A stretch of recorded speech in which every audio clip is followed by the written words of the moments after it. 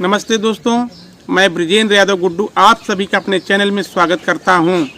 आज 2 जून है और इस तारीख को हमारी संस्कृति में 2 जून की रोटी की कहावत से जोड़ा जाता है। यह कहावत सिर्फ 2 वक्त के खाने की बात नहीं करती, बल्कि उस संघर्ष को बयां करती है जो मेहनतकश लोग अपने परिवार के लिए रोजाना मेहनत करते हैं। लेकिन आज उत्तर प्रदेश के शिक्षा मित्र और शिक्षक अभ्यर्थी इस कहावत को साकार कर रहे हैं। लखनऊ के इको गार्डन और प्रयागराज के शिक्षा चयन बोर्ड के सामने चिलचिलाती धूप में अपने हक के लिए, अपने अधिकार के लिए, अपनी रोटी के लिए, अपने सम्मान के लिए।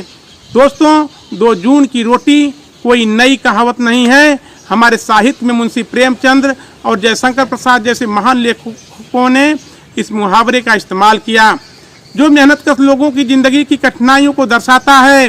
प्रेमचंद की कहानी गोदान में होरी का संघर्ष हमें याद दिलाता है कि रोटी सिर्फ भोजन नहीं, बल्कि सम्मान, सुरक्षा और आत्मसम्मान का प्रतीक है। आज उसी होरी की तरह हमारे शिक्षा मित्र और शिक्षक अभ्यर्थी सड़कों पर हैं, क्योंकि उनकी मेहनत, उनकी योग्यता और उनके परिवार का भविष्य दांव पर है। लखनऊ के इको गार्डन में पिछले 7 दिनों से हजारों शिक्षा मित्र 40 डिग्री की तपती धूप में अपने हक की गुहार लगा रहे हैं। ये वही शिक्षा मित्र हैं जिन्होंने 25 साल तक उत्तर प्रदेश के प्राइमरी स्कूलों में बच्चों को पढ़ाया, शिक्षा की नींव को मजबूत किया। लेकिन बदले में उन्हें क्या मिला? सिर्फ 10,000 रुपये का मानदेय, वो भी केवल 11 महीने के लिए। क्या आप कल्पना कर सकते हैं कि 10,000 रुपये में कि एक परिवार कैसे चलता होगा?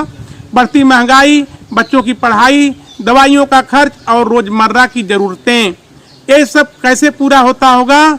जरा विचार करिएगा। शिक्षा मित्र कहते हैं रोटी को थाली की तरह बजाने से आवाज नहीं आती और इसलिए वे सड़कों पर उतर आए हैं, सरकार को जगाने के लिए, अपने हक के लिए।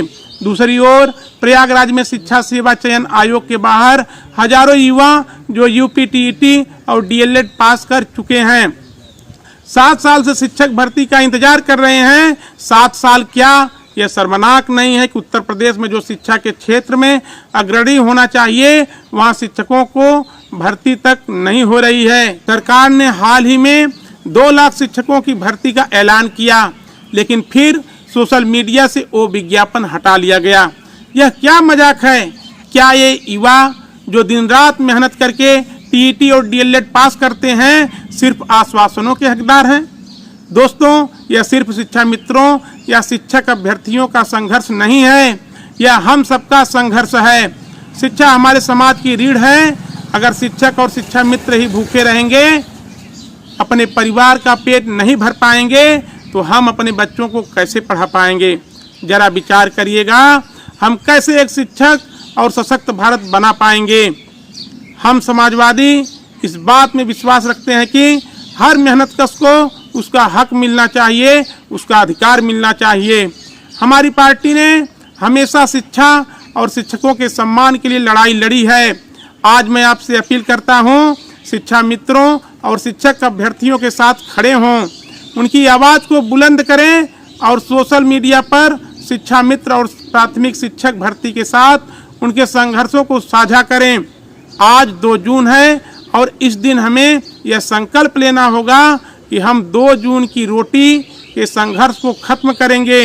हमारी साफ मांग है, शिक्षा मित्रों को अस्थायी नियुक्ति और सम्मानजनक वेतन मिलना चाहिए। 7 साल से रुकी शिक्षक भर्ती को तुरंत शुरू करना चाहिए और शिक्षा को प्राथमिकता दीजिए, क्योंकि शिक्षा से ही देश का भविष्य बनेगा। दोस्तों, अगर आप इस संघर्ष का हिस्सा बनना चाहते हैं तो इस वीडियो को लाइक करें और चैनल को सब्सक्राइब करें। आइए मिलकर इस सोती सरकार को जगाया जाए और शिक्षा मित्रों व शिक्षक अभ्यर्थियों को उनका हक दिलाया जाए। इसी के साथ जय अखिलेश, जय समाजवाद, जय उत्तर प्रदेश।